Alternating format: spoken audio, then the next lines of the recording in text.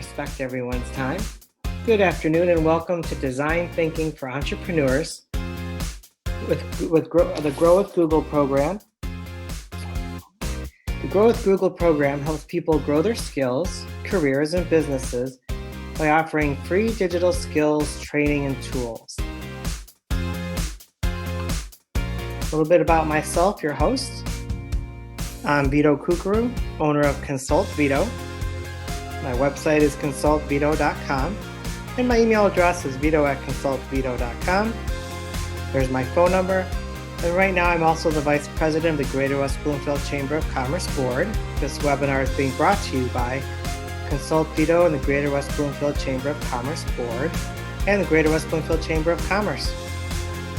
I'm also a Constant Contact Certified Partner, which means I've taken many courses on email and I can sell Constant Contact.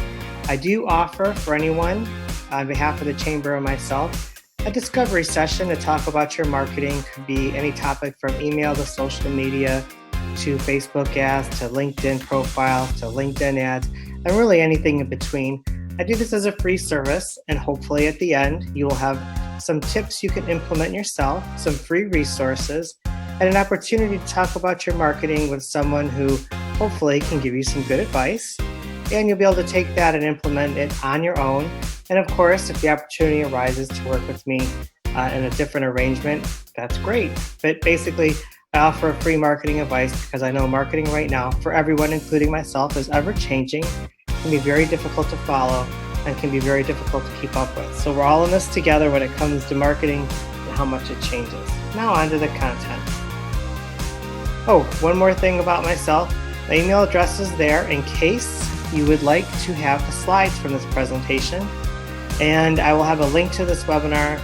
I will sign everyone up to my email newsletter, which I put out and at the end of the month or the beginning of the month. And there's links to all the webinars the Chamber has done, or you can go directly to the Greater West Bloomfield Chamber of Commerce YouTube channel. So here's the agenda. We're going to begin today by learning the 5 phases of the design thinking process and how that process can help you to more effectively build products and services that address the challenges of your target audience. Then we're going to go through each phase of the process and discuss how you can apply those concepts to your own ideas, starting with understanding your audience, identifying their challenges, and then crafting and testing the solutions we have for them. So as you may or may not know, design thinking right now is sweeping the globe. It's a critical way a lot of European companies and Australian companies and New Zealand, other parts of the world are using to solve these types of challenges and develop products and services. It hasn't quite exploded here in the States, but it will very quickly. There are a lot of firms that charge a lot of money to have workshops and to learn the basics of design thinking. So I'm happy to provide this webinar. All of the content is Google content.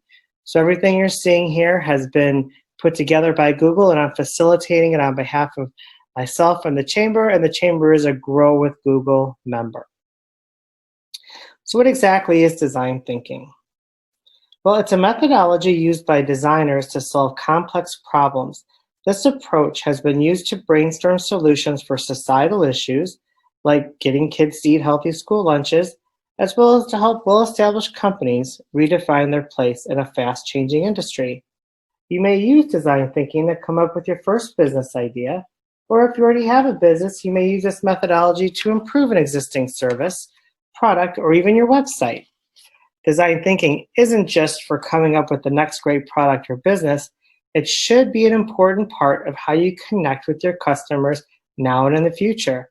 So what is technologically and economically feasible can change depending on your context, of course.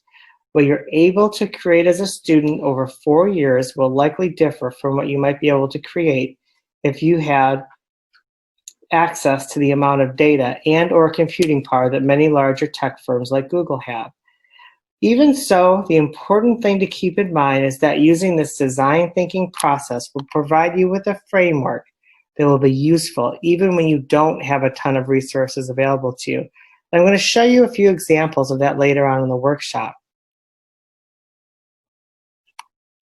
Let's see.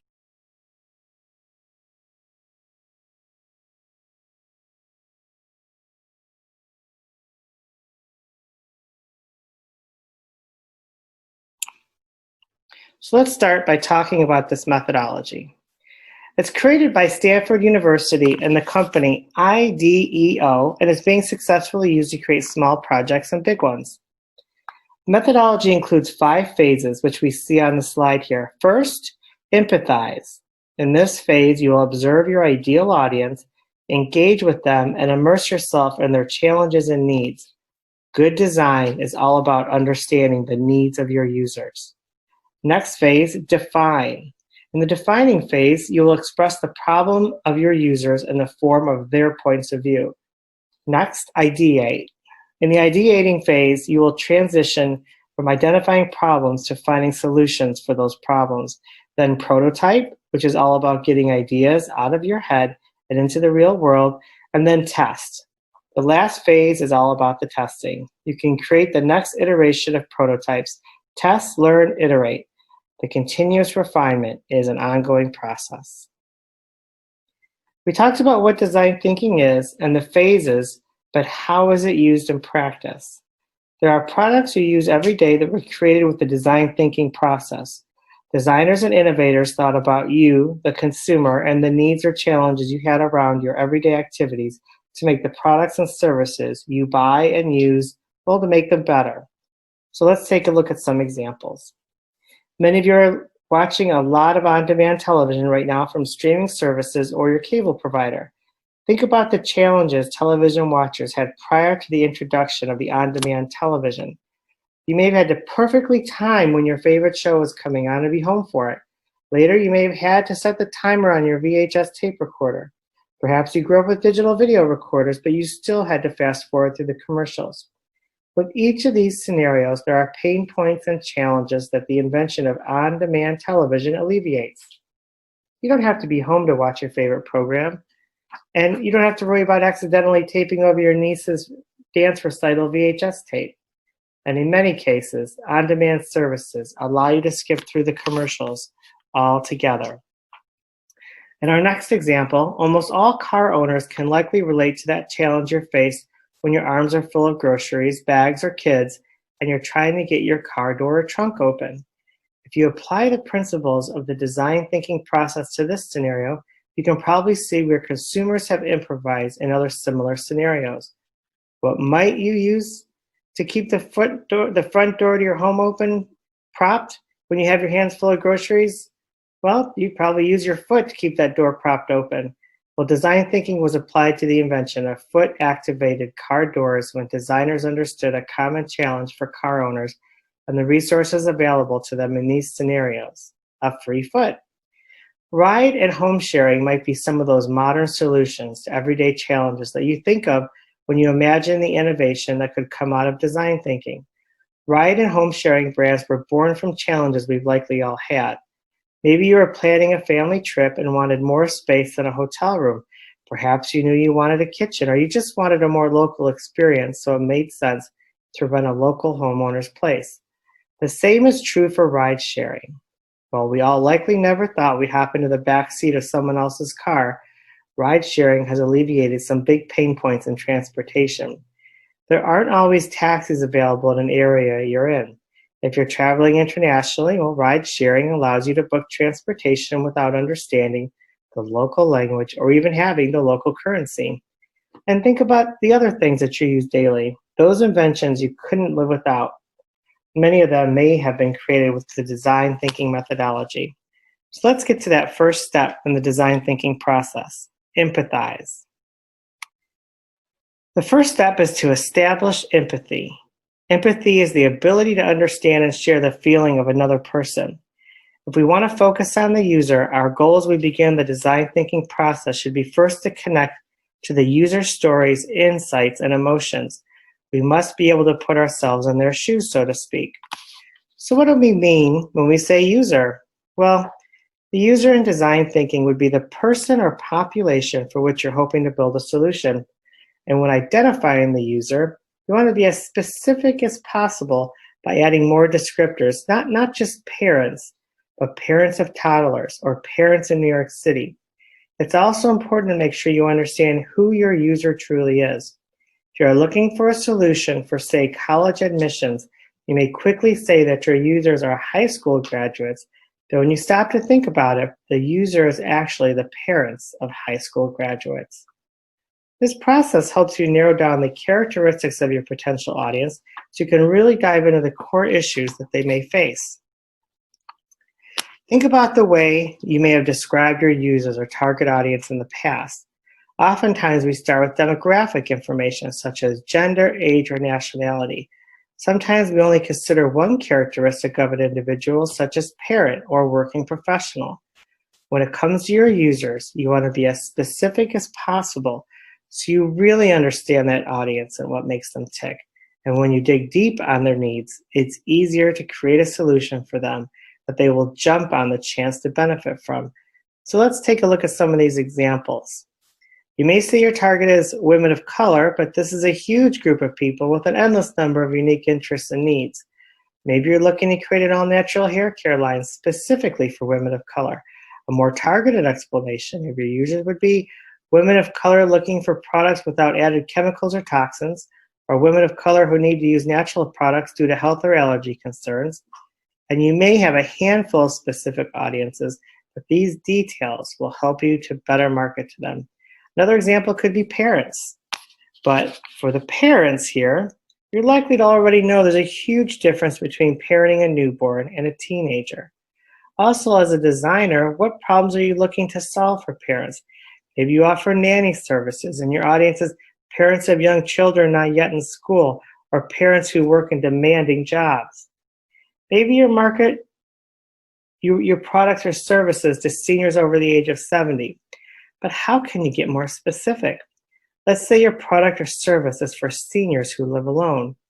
That will refine your marketing efforts to seniors over 70 and single-member households. Lastly, let's look at Latinx college students as a potential user group. Latinx college students make up a large group, but maybe you're offering temporary housing to college students, so instead focus your efforts on Latinx students or their parents seeking temporary housing near universities in a specific geographic location.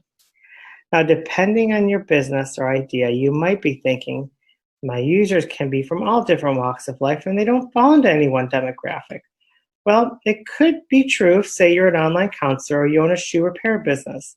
In this case, think about what makes your audience unique. What qualities or interests do your users have that would draw them to your product or service versus someone else's? Find that niche that makes you unique. For example, maybe your shoe repair business offers 24-hour turnaround for repairs. Your ideal users might include business travelers or people with an important event coming up. If you already have a business and you're unsure of who your users might be, you can of course use tools like Google Analytics to learn more about your audience. And that's a good time to think about whether or not you have the Google Analytics tied to your website. And if you don't, I suggest you absolutely sign up for it. It's free. You put a code on your website. It can be as simple as in GoDaddy, there's a field. If you have a WordPress site, you do have to do something a little bit more than just putting the code in, but it's very simple to implement. And what that's going to do is tell you what users are doing on your website, their age, their demographics in terms of gender. It's also going to tell you when people go to your website, what pages are most popular, what the users do as far as affinity groups, what their hobbies are, and the days of week and where the traffic is coming from on your website. Again, all of this is free information. I'd also suggest that you take that information, pair it with your email opens, what articles people are interested in, and then pair it with your social media to find out when people are going to your social media posts, when they're looking at them, what days of the week, what time, what kind of people are interacting with your social media posts, what kind of audience you have. And as you can see, just by using those three sources of information, you can really start to learn a lot about your customers, your prospects, and it can be a big part of building out this design thinking project that you may want to undertake as far as finding out who your audience is. But when you put those three pieces of information together, and if you have any information on rebates or who your customers are, now you're really getting into the whole topic of data and analytics, which we hear a lot about in marketing. We hear a lot about the topic of big information or business intelligence. We hear a lot of different terms right now, and a lot of people are intimidated because There's a lot of software, a lot of people who charge a lot of information that you want to try and sift through.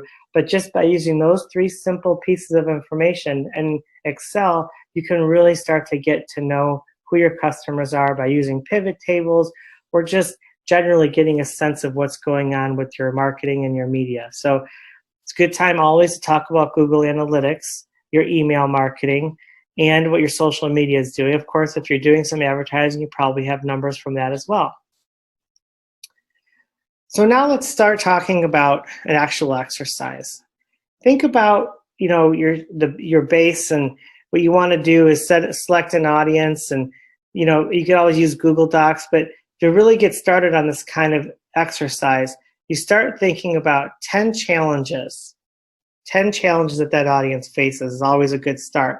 And of course, Google Docs is another free product that if you have a Gmail address, that's all you need. And you can also share that with your coworkers, which is a reason I recommend, of course, to have Google Docs, because the ability to share for free, there's also an instant messaging, you can also do video calls. There's a lot of opportunity there, and they give you a small amount of storage as well. There's a lot of other, products that you can share documents. Microsoft has product. Not everyone knows when they tap into how to tap into all of the opportunities they have, but Google Docs lets you share. You can start taking those 10 challenges they may face. That's always a good start. The next phase, let's talk about defining a problem statement. Now that we have a clear image of our users in our mind, we want to operationalize those problems. So to do so, let's focus on one core problem from our list of challenges that we created for our user. The core problem can be a synthesis of the list or one that just stands out the most. So using that core problem, you create that problem statement. So what's a problem statement? Well, it's a statement that's going to be a succinct statement that clearly organizes the characteristics of the user's need, or the core problem you just identified, and the insight into why the user is experiencing this need. So the characteristic of the user's need, or the core problem you just identified, and the insight into why the user is experiencing this need. So developing a problem statement is critical in the design thinking process. So let's take a look and actually do a problem statement. Here we have Sam, who's a busy manager. His need or core problem is that he needs a way to integrate healthy eating habits. The reason why he has this need or the insight stems from a desire to not feel like he's on a diet.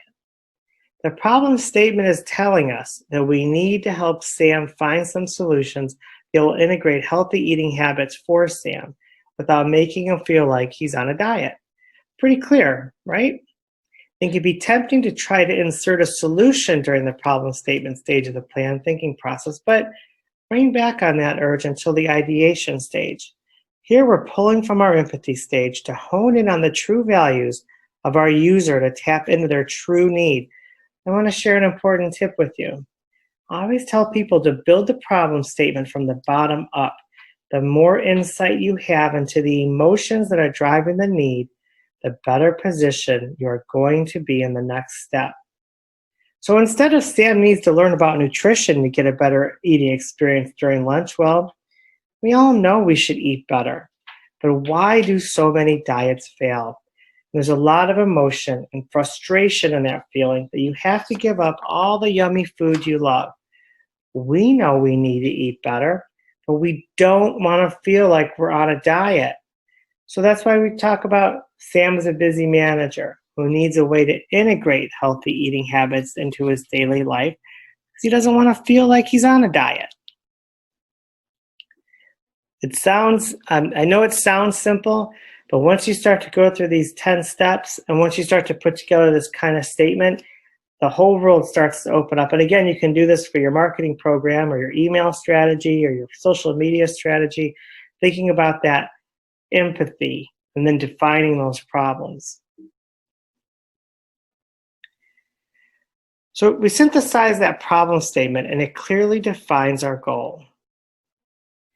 We define it in a human-centered manner So using that username as a user characteristic, who needs this because we have that insight.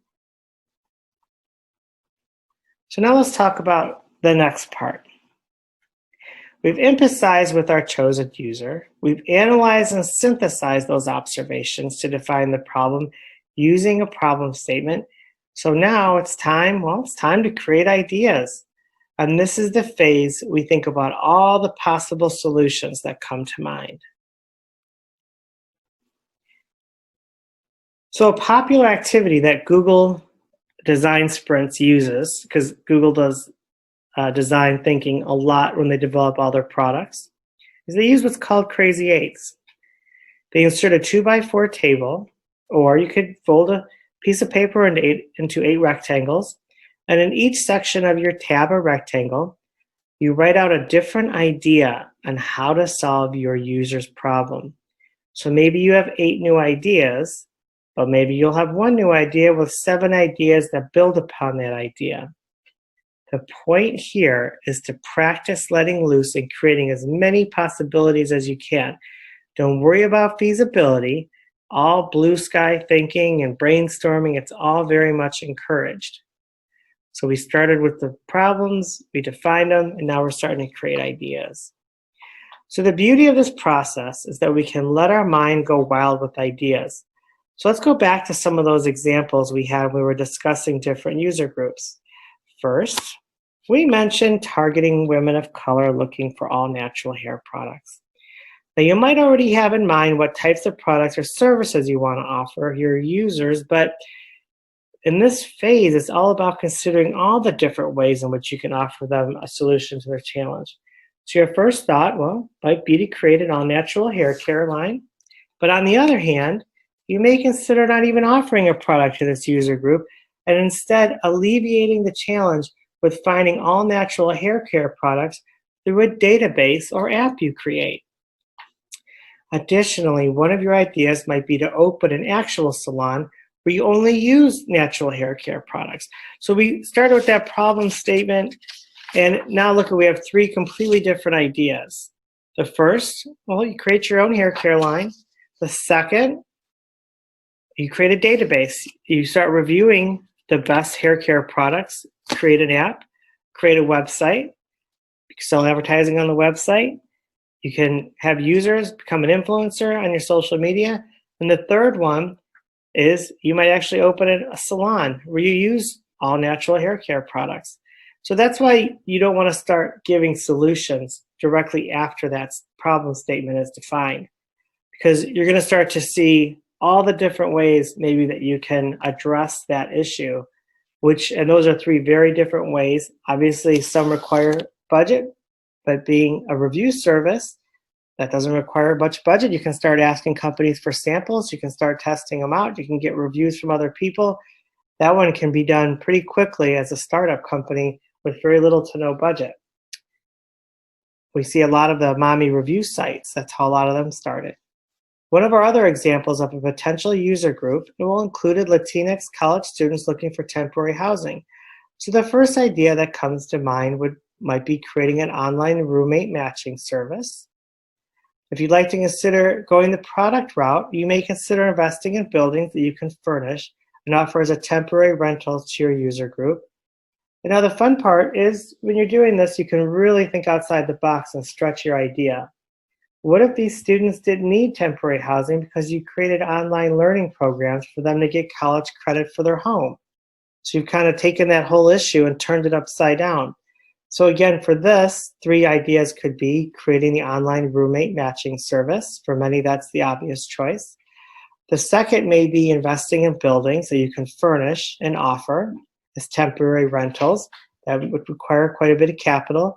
But the next part, what if you just took all these students and told them they didn't need temporary housing because you created an online learning program for them to get college credit for their home? So you get a lot of different opportunities. So when you go through this phase, it can really open your mind to new and different ways of solving problems for your target audience. And that's why you don't want to put any limits on the brainstorming, because no idea is too crazy.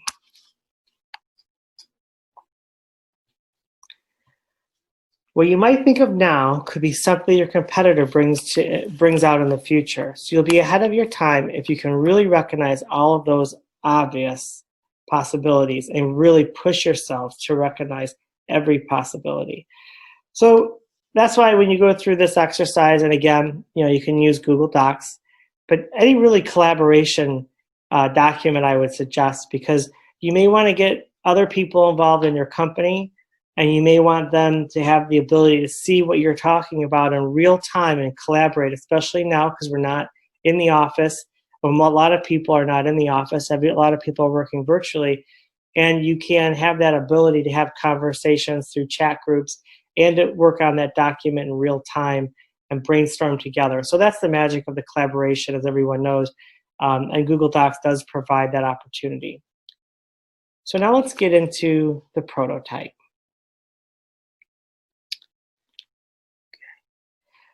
So how do we know if these solutions we outlined in the last exercise will work? Well, that's why we build prototypes. And they're inexpensive, scaled-down versions of the solutions created in the previous ideation stage. As you build prototypes one by one, they are either accepted, improved, re-examined, or rejected based on the user's experience. So remember, the prototypes, as you go through them, they're going to either be accepted, improved, re-examined, or rejected based on the user's experience. Remember, this is just an experimental stage. You aren't trying to create the workable product here just yet, but this step is still critical as you are testing out your ideas to gain as much feedback from your potential users as possible. So throughout this process, you'll gain a better understanding of the constraints inherent with the product feature and problems you may not have foreseen. You also have a more informed perspective on how real users would react to and feel about the final product when they interact with the prototype. So once you've collected enough data from the prototyping stage, well, it's time to finally create the MVP, or the minimum viable product. This is what we call the simplest version of a workable product that is developed with the core features that will satisfy early adopters, but also provide the lowest risk for investors. That means that the MVP should be cost-effective and quick to develop while still providing the basic functions you've decided on.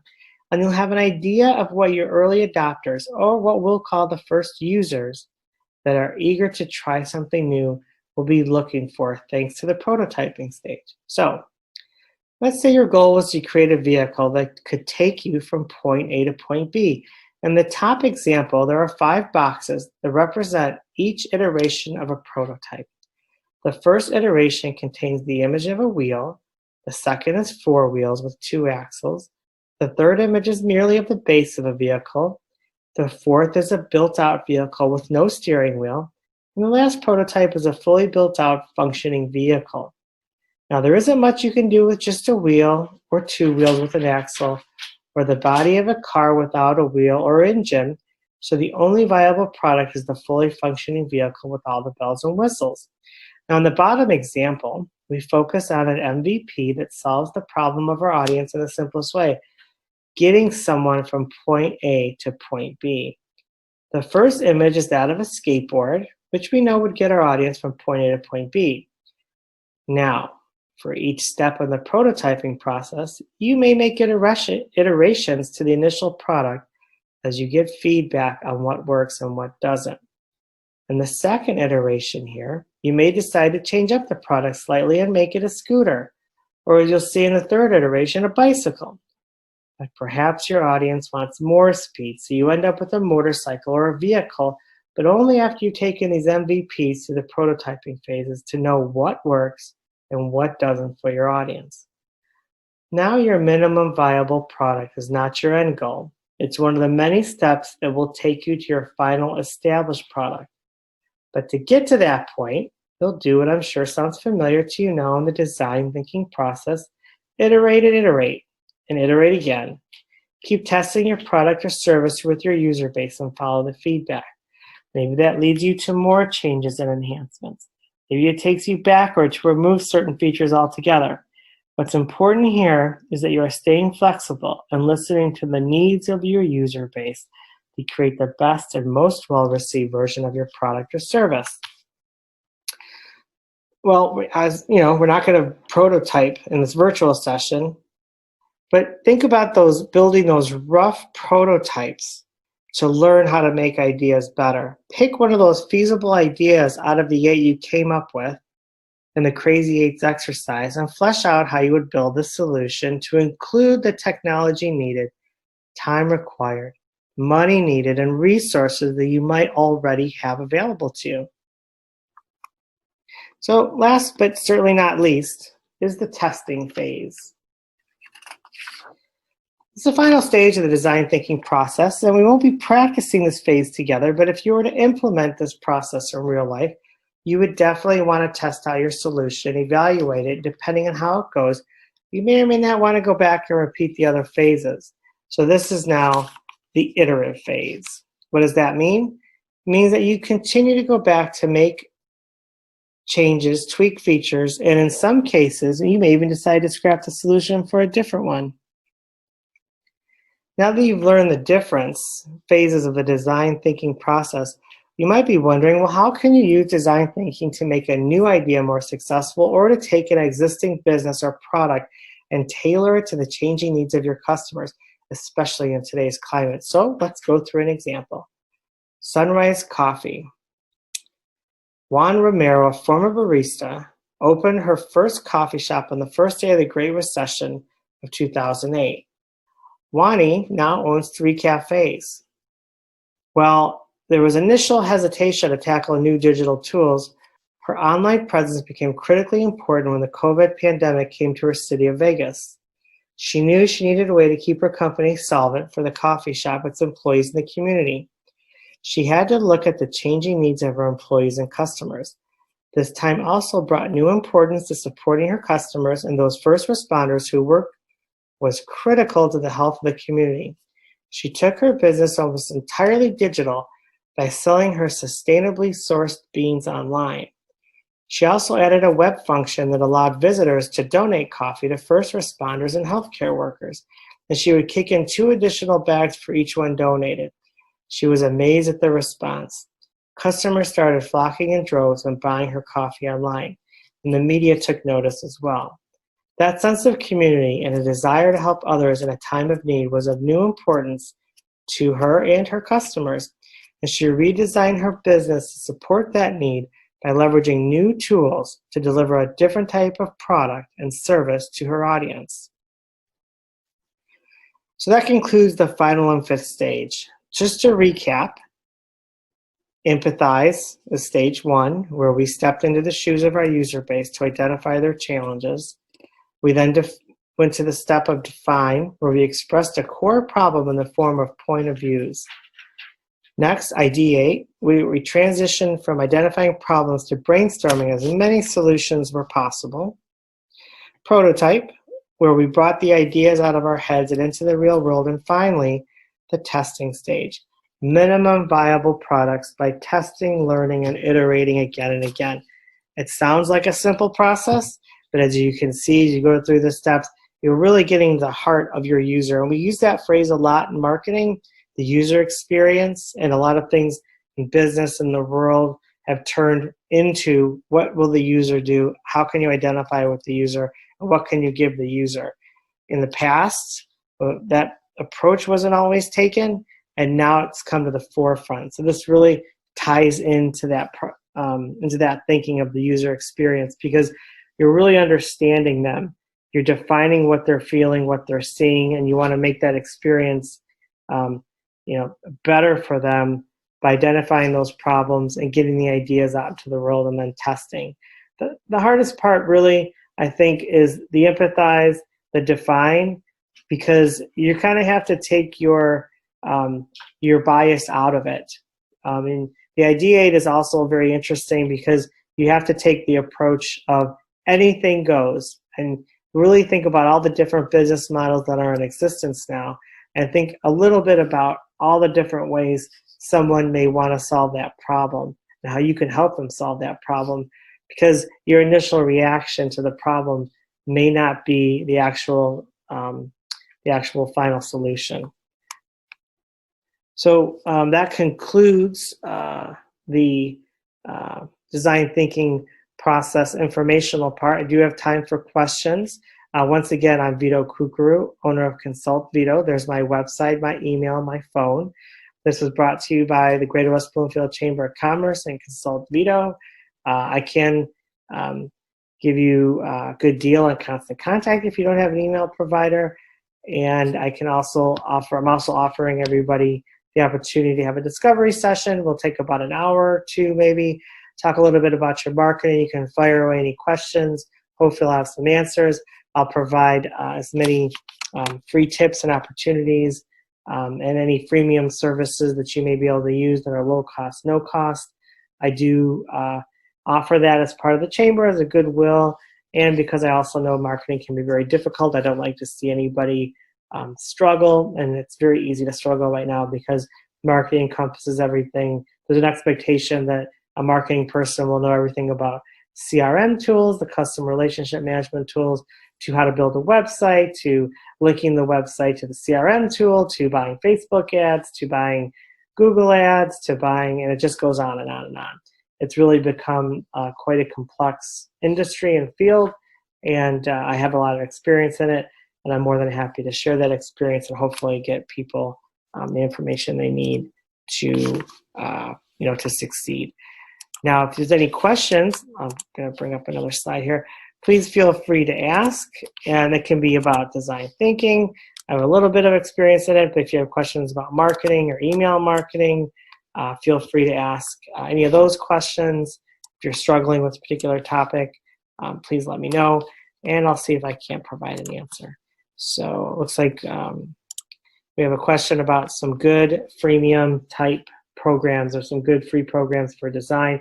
So graphic designers, as everyone knows, they can be very expensive. The good ones are definitely worth their money, but not everyone can afford to have Adobe Photoshop or Adobe Illustrator at the fingertips. So I do recommend Canva, canva.com. It's a freemium. I've been using it for years. I've never actually had to pay for any elements. There's a lot of pictures you can use in your social media. It does create for you templates, so you can use someone else's designs. Some of them you have to pay for, but there's so many templates that you'll probably not have to pay for any of them. They also have elements such as icons. So they'll give you templates of the size of infographics, the size of your LinkedIn banner, and it really is a good design tool. It's sort of an Adobe type product, but much easier. You do not have to be a high-level graphic designer to use it, but you will certainly have things that look like they've been done by a high-level graphic designer. So I appreciate that feedback from one of our panelists who typed in the chat. It sounds like this was very informative. And it is, again, design thinking is really sweeping the globe. I have two clients, I have two agencies who I do work with in Australia, and I've written a design thinking website for one of their clients, and they charge the information we just went over. They charge $3,000 or $4,000 for a workshop for 2 days for each employee of a company, and they're booked for months. And the process we just went through is what they explain, and they bare bones it and literally go through a project, but it's not always the final project. That's just the workshop to learn it, and then to actually go to a company and to work with the company on this process, they charge up to tens of thousands for a project that could last a few weeks. So this is, again, it's very interesting. Oh, so how would I approach how would I take the MVP approach to a new website? Great question. So let's go into a little bit about that whole MVP process. You want to start with that empathize, and obviously you're taking it from the user standpoint. What are they trying to get out of that website? How are they trying to interact with it? How are they trying to use it? And what do you want them, what are the actions that you can provide to them that's going to make that experience easier? So it may be a calendar of events. It may be opportunities for them to learn. It may be information about the products. So if you have someone who has never used the kind of products, or the user base might be small, maybe explaining the benefits to adopting the products. and then expressing the problem to define. For the website and the user experience, I'd start thinking about how people are going to really, in the website design, you're probably going to get similar problems are going to keep coming up, and it's going to go back to how the navigation works and how people are going to maneuver around the site and how you're going to get them down if you're selling something or trying to get them to contact you, how you're going to move them down that sales funnel. So kind of take that user experience and try and take that lead generation and that sales funnel and start to apply it onto your website, because your job is really to get them, keep them, and to sell them. So if you're a consulting business, you want to lead them to that contact us or download that white paper so you can establish that lead.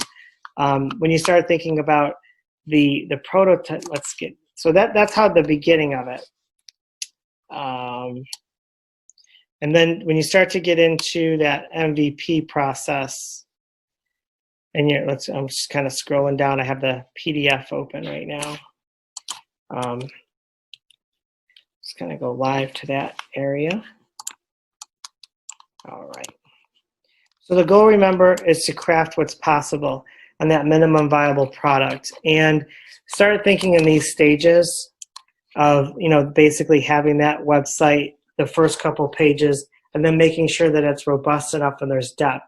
So as an example, I have a client who's a financial planner client, and we have on there, what is the value of having a financial planner? We actually have studies that have quantified how much money the financial planner makes for you in a financial plan. Or we have how to select a financial planner, because we know that not everyone understands what a financial planner does and what a financial planner can offer and what a financial planner should bring. So we also have on there the standards that the Certified Financial Planner certification board says a financial planner should bring.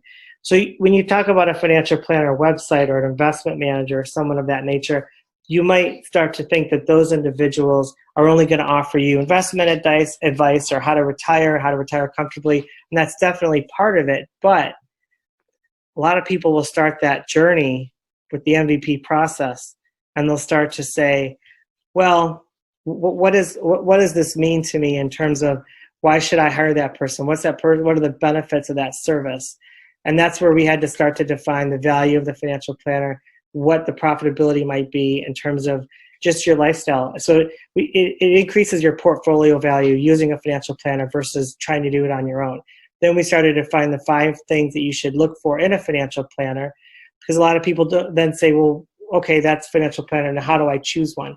So we have information on there that really tries to provide you with advice on choosing, understanding what a financial planner can do for you. And then we also have information on what the designations are you're probably going to run into. Because financial planning has about 40 to 50 designations. So we have a resource for that as well. And then we have sort of the theory on why and how the financial planner reacts. Now, those are all things that you probably wouldn't anticipate.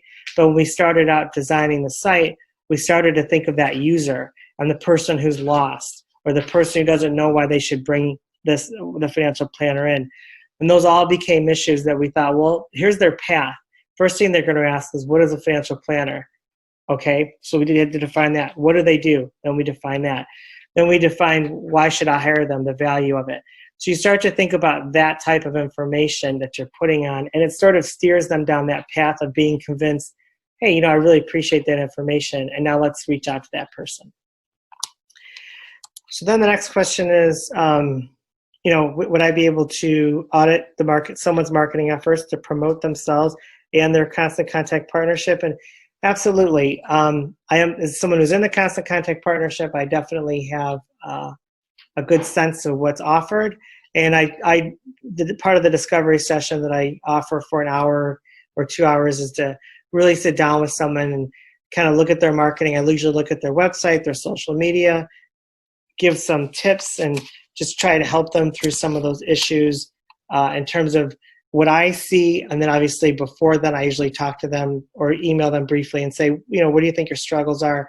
What are you trying to accomplish? And what is it you think you might be doing wrong or right? And then I do a little prep work, then start looking at all the materials. And then for about an hour or so, like I said, just to kind of give some feedback based on what I know and the things that I've things that I've learned over the course of my career, and try and provide some services that, like I said, Canva, Whiplash, Pixabay, all free photos, trying to get them those types of services to that individual. So hopefully I answered that question on the MVP approach to a new website, because when you take it from that user standpoint, you really start to, you may be putting information on the website that that you didn't think you would in the past, but kind of help that individual understand exactly why you have that service, and they should they should be working with you. And absolutely, I do audit marketing efforts all the time, and just to it's just a conversation. And I just did that for someone last week, from someone who attended a webinar, my last webinar. So I do 2 webinars a month. Haven't set the December dates, but I will. I usually do either a constant contact and a grow with Google. Usually all the content I provide is done by one of those companies or someone else. It's all third-party information that's been researched and that has been, that has numbers behind it and a proven methodology. So yeah, are there any more questions? Go ahead. And it's like someone has a question about what to look at in their SWOT. So the SWOT analysis, there's a lot of different ways to do it. There's a couple of survey companies you can try. Zoho is one of them. There's a couple others as well. Survey Gizmo, which has been rebranded. That sometimes is a good way to get other information to attach to your data and analytics. And when you think about that data and analytics, really think about attaching Google Analytics to that website.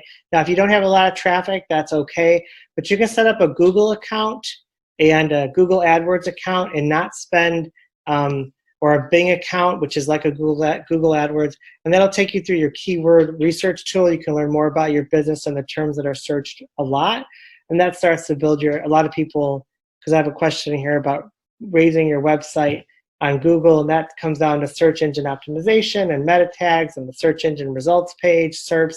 But the bottom line in all that, and I do offer that service, but the bottom line I always tell people is what Google wants is a great user experience. So the user experience that you put forth, if Google deems it to be knowledgeable and that it's accurate and that you are positioned yourself as someone who knows what they're talking about, that's going to start to raise your profile. But what they're looking for in that search engine optimization are your keywords on the page and your meta tags to make sure that they match your keywords, because that's kind of how they're going to index your site through a sitemap. What they're really looking for is good content. A blog with updated content is also very much preferred. And because when they crawl around the internet, which is what they're doing 24/7, they want to index your page as a knowledgeable resource, that your page is an expert, and that you're providing information that is accurate. That's why a lot of times on Google results pages, you'll see Wikipedia as the top search term, because Google loves Wikipedia. They used to love them a lot more than they do, but because they consider that a credible source, because Wikipedia is edited by multiple people. So those are really a lot of things to keep in. And, I can give more information on that, in a discovery session, but those are kind of the basics when you start to get into exactly how to do search engine optimization. You'll see that a lot of your GoDaddies, your Wix, and your WordPress, your Squarespace, they have actual boxes on the pages to assist with you getting your search engine optimization correctly. And you want to match those words in that box with the concepts that are on that page. You don't want to put in words that aren't on the page, because that's a bad practice. But essentially, matching those words to the page is the best way to really increase, without spending budget or advertising, your presence on Google results. It's, they change the algorithm all the time. It is challenging, but those are the basics, and you can do it. And your blogs will help you, because that's fresh content. Google also likes fresh content that's being published regularly, because it looks like you're keeping track and informing people of information that's happening live. So that's another good way. And you can apply the design thinking process to each individual page of your email, because you're really starting to look at what the user experience is. So on my email newsletter, as an example, I take the user standpoint and I figure that people who have attended my webinars want more marketing information. So I usually put in 1 to 2 different white papers or thought leadership pieces about marketing. So I've had everything from how to an online marketing strategy guide from Constant Contact to Sprout Social's best time and days of the week to publish on certain social media channels. And then I also usually offer the times and dates of my next webinars, and then links to the recordings of my previous webinars, because I figure, again, the user experience is, I've attended a webinar, I'm interested in knowing more about marketing. How can Consult Vito and Vito help me in my marketing efforts? So that's how you start thinking about applying design thinking. It can be sort of that simple, and in terms of taking that user standpoint and trying to figure out what they're trying to do. I could give you my exact marketing tips, but I know that Sprout Social Constant Contact has heavily researched their thought leadership, and basically a lot of people get a lot of good stuff out of that. A lot of people really give me good feedback on the newsletters because I have high open rates, and it's mostly because I'm literally providing information that they can use, they can implement, and it's easy to do. And it all starts with that whole experience, right? I've prototyped different email newsletters to different people, and everybody always comes back to what they receive. They understand that I've given them something that they empathize, define, ideate, prototype, and test. Because it wasn't particularly easy, I'd say, but when you take this approach, you can start to nail who your audience is, and they'll really appreciate that. And that's Google's big thing, right? Everything they do is based on that user experience. And that's how to succeed on any Google product if you're using AdWords, is to follow their directions and give it a best user experience. And it sounds simple, but that isn't always followed, because you can see people talking at you and not talking with you or understanding exactly what you're going through as an organization. So when you're promoting those products or services, you start thinking about the problems that you're solving for people. You start thinking about how your products, and a lot of people say, well, that's solution selling, but really taking their viewpoint and how that solution is going to impact them. Because solution selling usually goes as far as, I've identified someone's problem, I'm going to solve it. But when you start getting design thinking, you're taking their perspective and you're showing empathy to what they're going through. Remember that example of demanding parents. It wasn't just parents. It was parents who have demanding jobs. It was parents who are feeling all the pressure. So if some parents they're feeling so much stress at work, how are you going to help them? You have parents who are feeling all that stress and pressure. They're in demanding jobs, and any job can be demanding, but that's sort of another layer. Instead of just, I'm going to give parents a new methodology to raise children, thinking about when people are in stressful jobs, they need sort of a way to deal with parenting differently than maybe if you just said we're going to solve that problem for them. So, see, I know we're coming up at the end here. Does anybody have any more questions? A lot of good questions today, and you can reach out to me on LinkedIn and we can connect. As I see someone is offering, I'd love to do that. Again, love to talk to marketing. We can have some conversations and just I can help you understand. I offer that as a service of myself and the Chamber of Commerce in Greater West Bloomfield, Michigan. We're in southeastern Michigan. I'm based in southeastern Michigan, just outside of Detroit. But I do have clients in Australia, Alaska.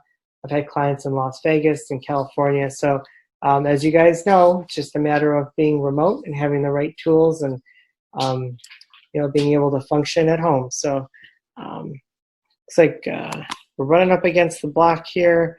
And I want to always begin on time and end on time to respect everyone's calendars and schedules. So if there aren't any more questions, I'm going to bid everyone a farewell. I appreciate your time. Thanks for coming. Again, we'll have 2 more webinars in December. I usually do 2 a month, Wednesdays at 2. If there's any topics or anything you need